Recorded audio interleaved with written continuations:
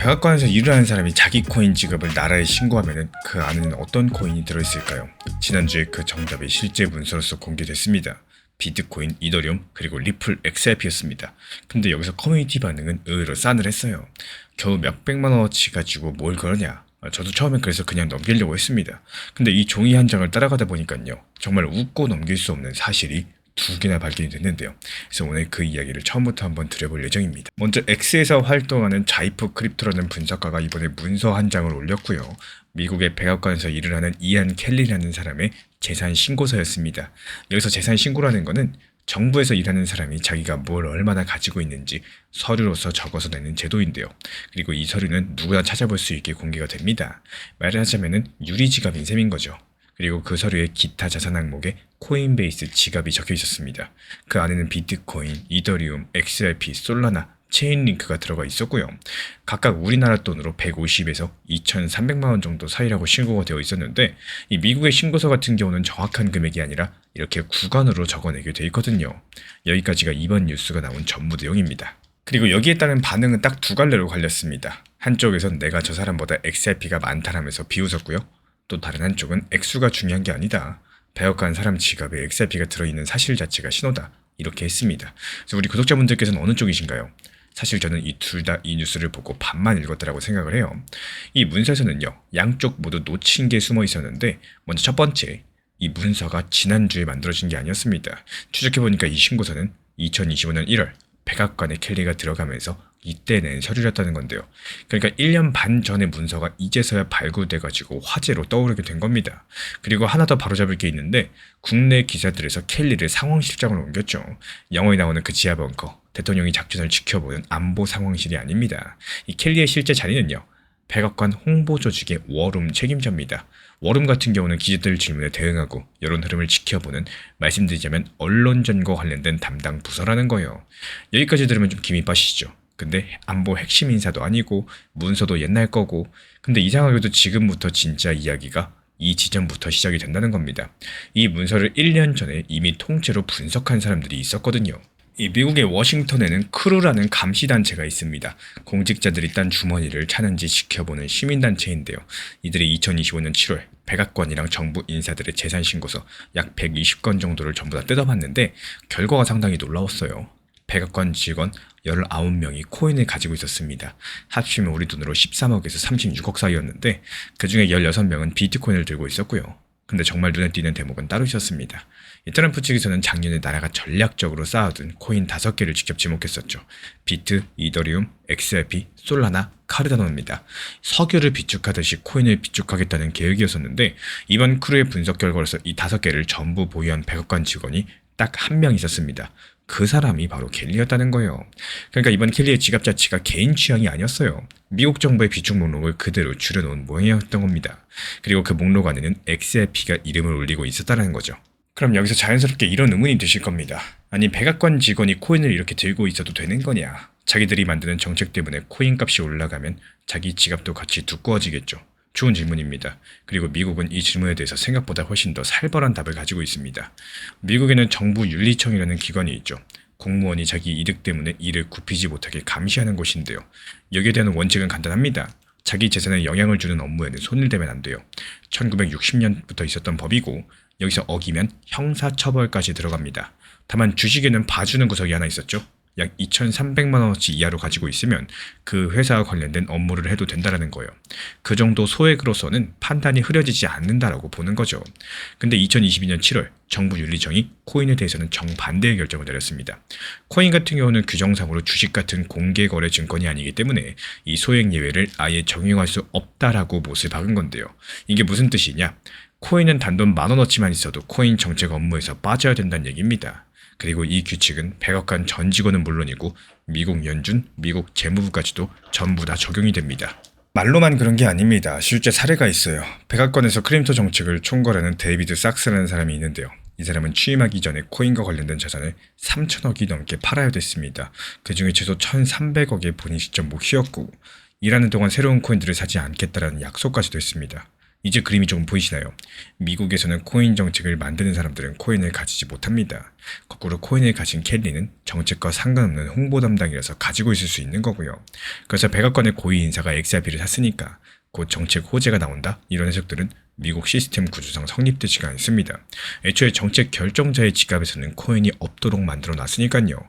그럼 이 뉴스는 그냥 의미가 없는 해프닝일까요? 저는 오히려 여기서부터가 본론이라고 생각을 합니다. 이 살벌한 규정이 왜 하필 2022년에 만들었는지를 따라가 보면은 리플 홀더라면 소름이 돋을 만한 이름이 하나 나올 수밖에 없거든요. 그리고 그 사람은 바로 윌리엄 힌먼, 미국 증권거래위원회 SEC의 고위 인사였던 사람입니다. 2018년 당시 이더리움은 증권이 아니라는 유명한 연설을 했죠. 근데 나중에 드러난 사실이 있습니다. 힌먼 측에서 SEC에서 일할 때 이더리움이 우호적인 대형 로펌에서 수십억을 받고 있었다는 겁니다. 자기 주머니랑 연결된 쪽이 유리한 발언을 한 거 아니냐, 이런 이해충돌 논란이 터진 거죠. 리플 홀더분들께 이 이름이 왜 아픈지는 굳이 설명이 필요 없을 거예요. 이더리움 같은 경우는 증권이 아니라고 해주면서 XRP는 증권이라고 소송까지 끌려가던 그 시절에서 상징 같은 인물이었었고, 재판 내내 힘먼 문서를 놓고 리플과 SEC가 몇 년을 싸웠었죠. 그리고 그 당시 외신들은 2022년 그 무예외 규정이 나온 배경으로서 바로 이 힘먼 사태 같은 사례들을 지목을 했습니다. 이 연결들은 제 상상이 아니라요, 당시 보도에 나왔던 맥락들입니다. 그러니까 이런 그림이 완성될 수밖에 없겠죠.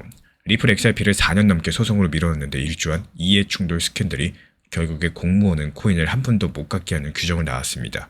그리고 그렇게 정리된 시스템 안에서 XRP는 이제 국가비중 목록돼 백악관 직원들의 신고서에 평범한 자산으로 올라와 있습니다. 4년 전과 지금의 온도 차이가 느껴지시나요? 근데 이 온도 변화들이 미국에서만 벌어지는 게 아니라는 거, 그게 이번 주의 진짜 뉴스이자 핵심입니다. 실제로 같은 주의 지구 반대편 호주에서도 문서가 하나 나왔죠. 호주 연방의회 셀리시트 의원이 의회 재산 등록부에 코인을 신고했는데 목록에 비트코인도 없고 이더리움도 없었습니다. 딱 한 가지, 리플 XRP만 적혀 있었습니다. 호주거에서 코인 스팟을 통해서 보유 중이라고요. 의원 재산 등록부는 거짓으로 쓰면 책임을 지는 공식 문서기 때문에 이번 신고에는 배경이 있었습니다. 이 호주가 올해 4월달 디지털 재산 관련된 법을 통과시켰었죠. 이제부터 호주에서는 코인 거래소나 코인 보관업체들을 하려면은 정식적인 금융 라이선스, 그러니까 나라가 주는 영업 허가증을 받아야 되고, 그 허가증을 신청한 회사 명단에 리플이 이미 들어가 있습니다. 한 주 동안 미국의 백악관 신고서 그리고 호주 의회 등록부 두 나라의 공식적인 문서가 XRP가 나란히 등장을 했다는 건데요. 그래서 저는 이번 뉴스의 진짜 의미가 누가 얼마를 샀느냐에 있지 않다라고 봅니다. 여기서의 핵심은 코인이, 특히 XRP가 정보 서류에 적히는 게 전혀 이상하지 않은 자산이 됐다는 거고, 몇 년 전까지만 해도 공무원이 코인을 가지고 있다는 건 숨기고 싶은 일이었죠. 지금은 선서하고 쓰는 문서에 담담하게 적어서 냅니다. 그럼 앞으로 어떻게 전개가 될까요? 저는 이번 문서와의 흐름들이 다음 단계로 기관의 서류로 번질 확률이 제일 높다라고 봅니다. 개인의 신고서 다음은 회사의 인가 서류겠죠? 그리고 그 다음은 연기금 같은 큰 돈들의 장부라는 겁니다. 그리고 그렇게 보는 근거들이 있는데요. 먼저 미국의 비중 목록에 XRP가 이름으로 박혀 있고, 그리고 호주가 라이선스라는 문을 만들었고요. 리플이 지금 그 문을 두드리고 있습니다. 개인의 신고는 상징이겠지만 라이선스랑 장부는 실제 돈이 지나가는 통로니까요. 현재 XRP 가격이 1,700원대에서 움직이고 있는 상황인데, 최근에 일주일 사이에 9% 이상 상승을 했지만요.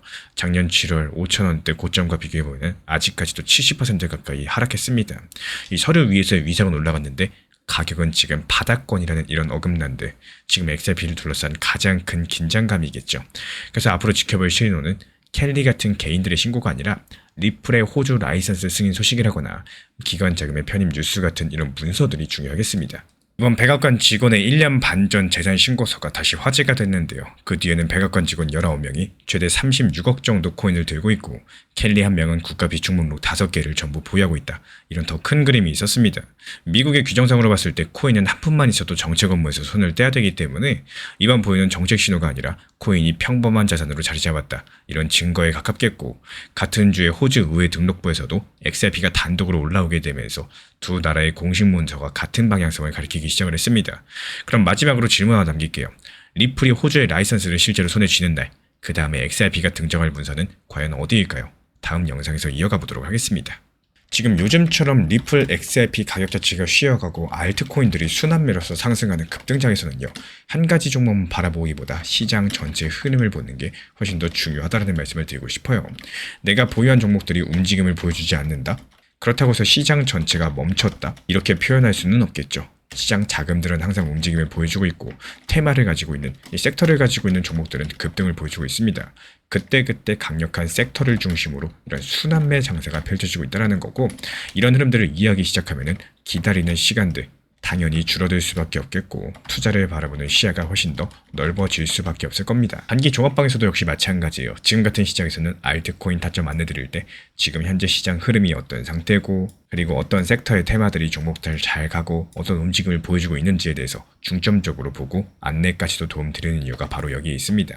이 시장의 흐름들을 따라가는 투자랑 내 생각만 고집하는 투자는 결국에 시간이 지날수록 큰 차이를 만들 수밖에 없다라는 사실들 반드시 기억해 주시기 바랍니다. 그래서 지금 같은 시장에서는 단기 종목들에 대한 수익 실현들이 이루어지고 나서 바로바로 매수가 들어가서는 안 된다라는 말씀을 드려요. 이 상승하는 과정에서도 분명히 하락 그리고 눌림목을 주고 다시 한번 반등이 이어지기 때문에 지금 보시는 것처럼요, 일정 상승 추세가 있다라고 했을 때 여기서도 단기 저점 그리고 단기 고점이 계속해서 반복적으로 오가면서 점점 더 고점이 높아지는 상승세가 나옵니다. 이럴 때 가장 중요한 게 뭘까요? 상승했을 때 팔고 나오고 오히려 하락했을 때 눌림목에서 단타 매수가 들어가는 겁니다.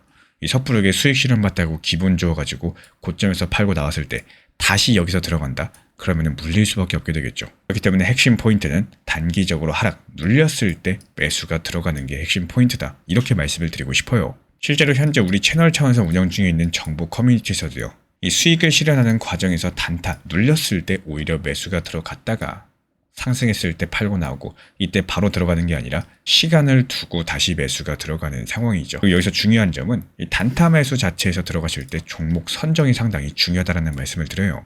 정말 당연하게도 지금 시장에서 주력 종목들, 주력 테마 종목들 위주로 매수가 들어가시려는 게 당연한 거고, 최근에 힘이 강했던 종목들, RWA 테마라거나 AI 인공지능 테마라거나 디파이라거나 여러가지 힘이 강한 섹터 종목들을 최소 10개에서 20개 정도씩 미리 추려놓고 있기 때문에 그 중에서 타점 맞는 것들만 실시간으로서 추천을 드리고 있습니다.